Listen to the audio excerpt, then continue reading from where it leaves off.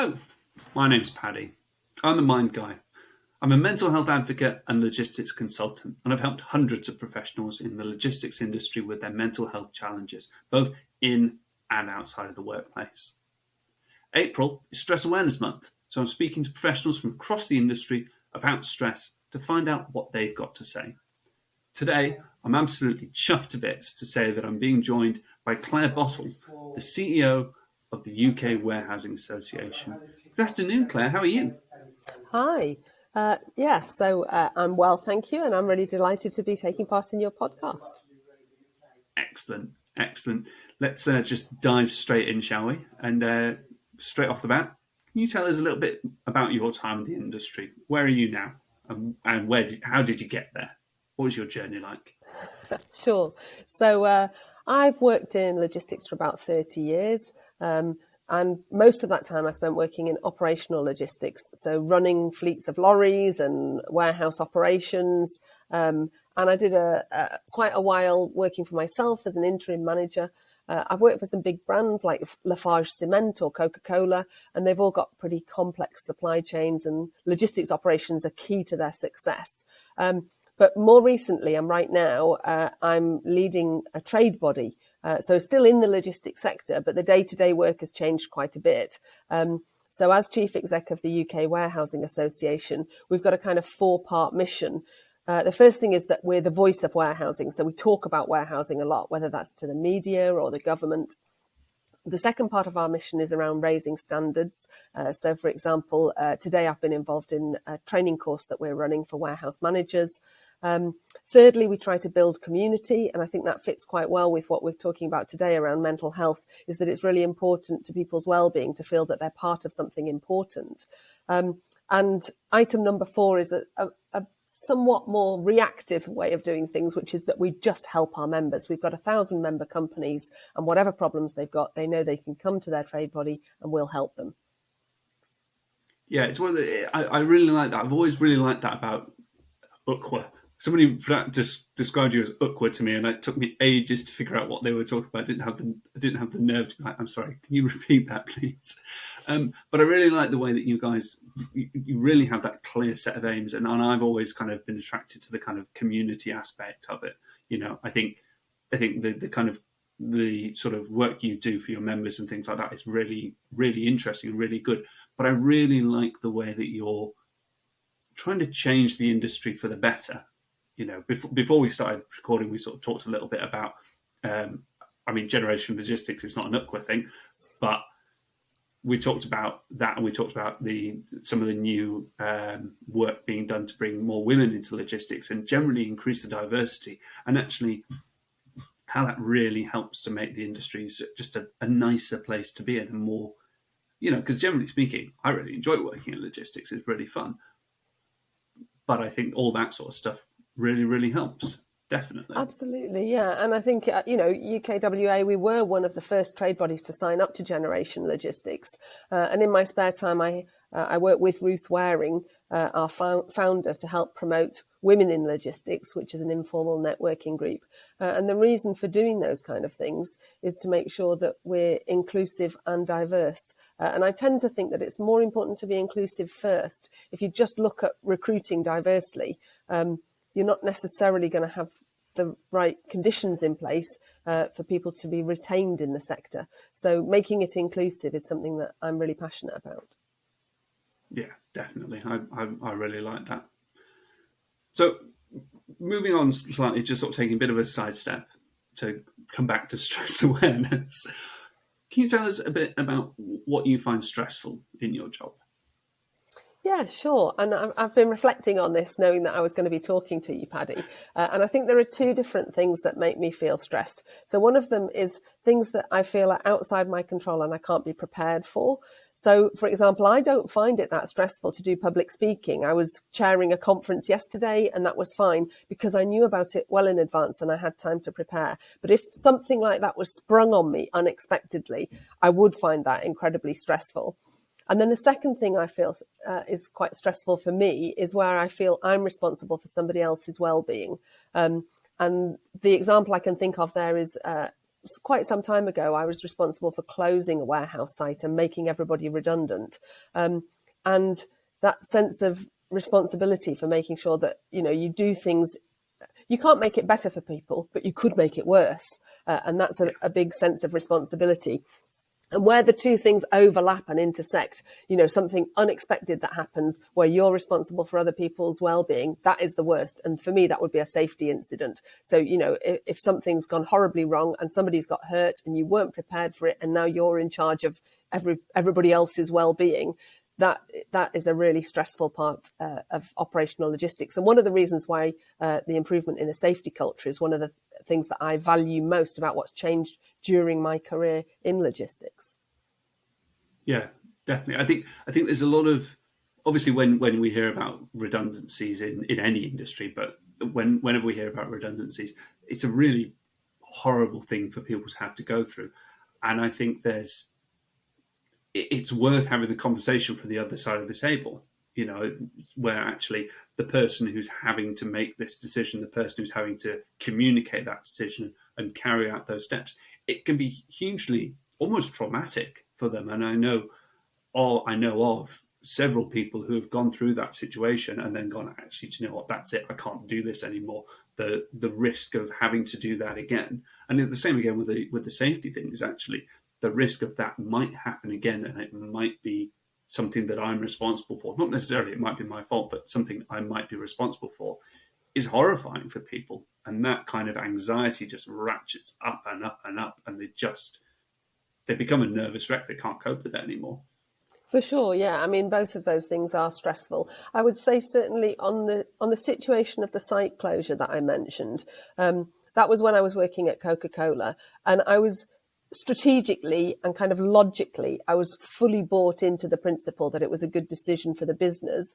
And I was also well supported to enable me to be well prepared, in the sense that, Coca-Cola is a very good employer and they wanted to do right by people. And we were treating people in a way which was aligned with my values, even though it was a difficult thing to do. But I can imagine if those things weren't the case, so if you didn't ideologically believe it was a good business decision, or if you weren't being given the tools to support people, it would be way worse. It was bad enough as it was. Yeah, definitely. I think that's a valuable lesson for all employers out there. So when we're talking about that sort of those specific instances, what kind of effect did that have on you? What did that do to you, basically? Well, I would say one of my characteristics is that I'm the sort of person that doesn't suffer fools gladly, but a lot of the time I'm quite good at masking that.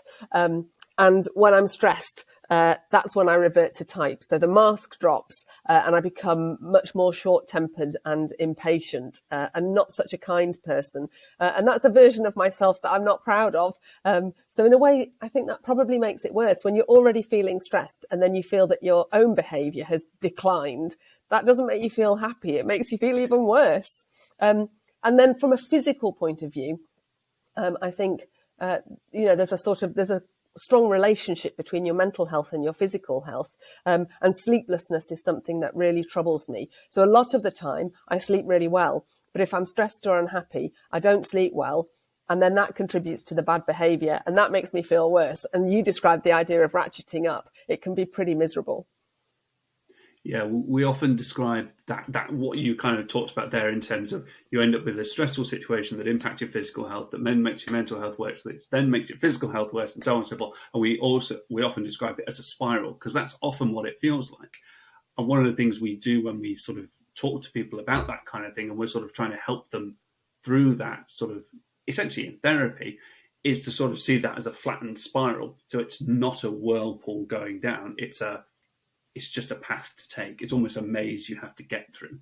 And so a lot of that kind of work is about this sort of, like you said, this sort of self-compassion sort of aspect of things. Is actually, yes, you are feeling stressed and you are tired, and that is making you not behave the way you want to do. And that's just a thing. It's okay. It's not ideal. It's just a thing. And so all we have to do is get through that little maze, essentially, and we'll get there. But when people visualize it as a spiral, it becomes this inescapable thing that, like going down the plug hole, it's inevitable. You're going to drown, but you're not. So, in those situations, apart from trying to get more sleep, how do you manage that stress?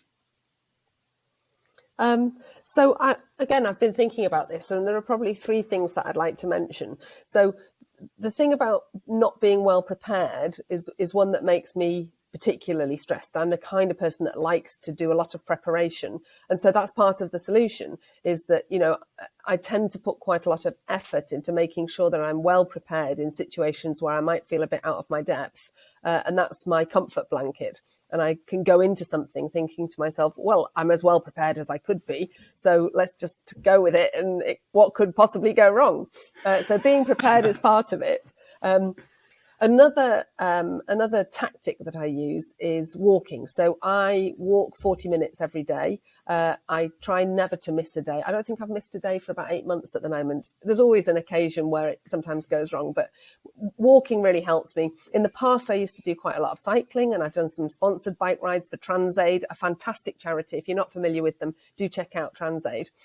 But walking or cycling, I think are probably quite sort of well recognized as being a good way of managing your mental health. And I find it's good for physical and mental health. And in particular, the sort of repetitive sort of taking of each step when you're walking, you can use that to regulate your thoughts a bit. So it's helpful in that way.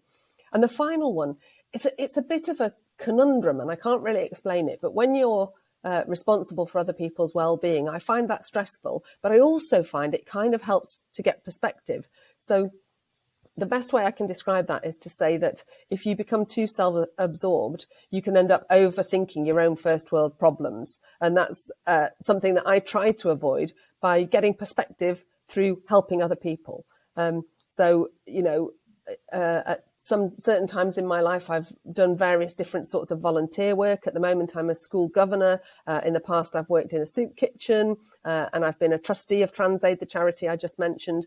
And doing things for other people can also be a helpful tactic for not getting too self-absorbed and allowing you to see things with a more realistic perspective. Yeah, do you know what? I'm really glad you talked about TransAid. Like I said, I agree with you. They're a fantastic charity. They're really, really, really great. And they're just, like I say, if anyone's listening or watching this, go look them up. They're brilliant.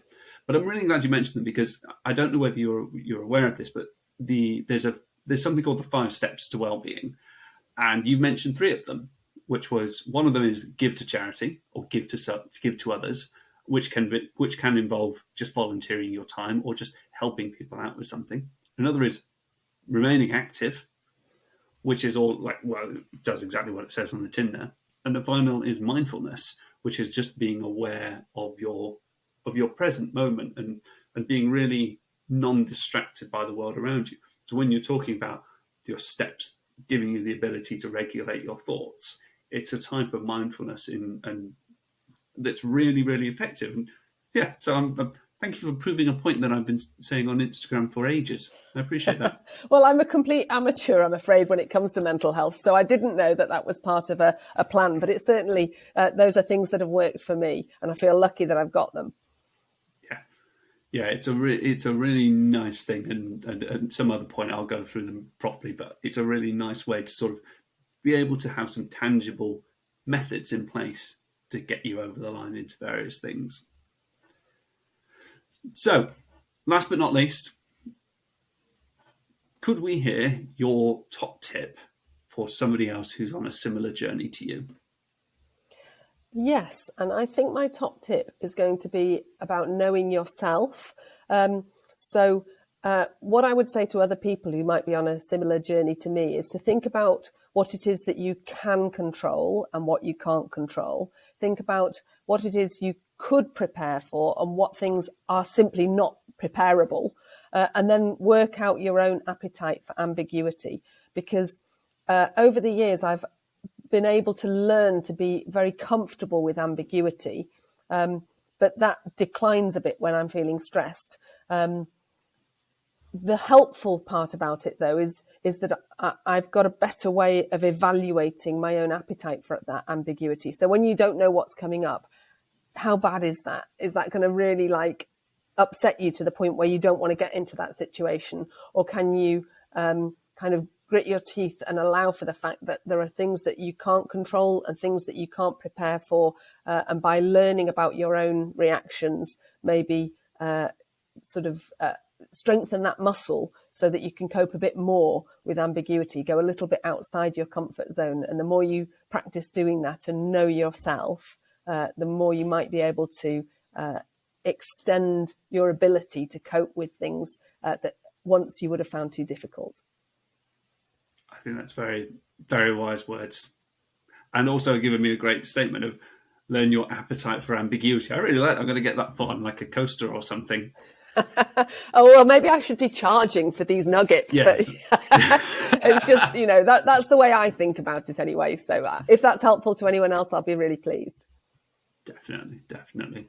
Clare, thank you so much for taking the time to talk to me. It's been an absolute pleasure having you on. Great. And thank you for having me. As I say, I'm not really an expert on mental health, but I'm really glad to hear that there are people like you out there helping everybody to improve in the logistics sector. It's a really important topic. Thank you very much, Clare. I really appreciate you saying that. So until next time, everyone, I'll speak to you all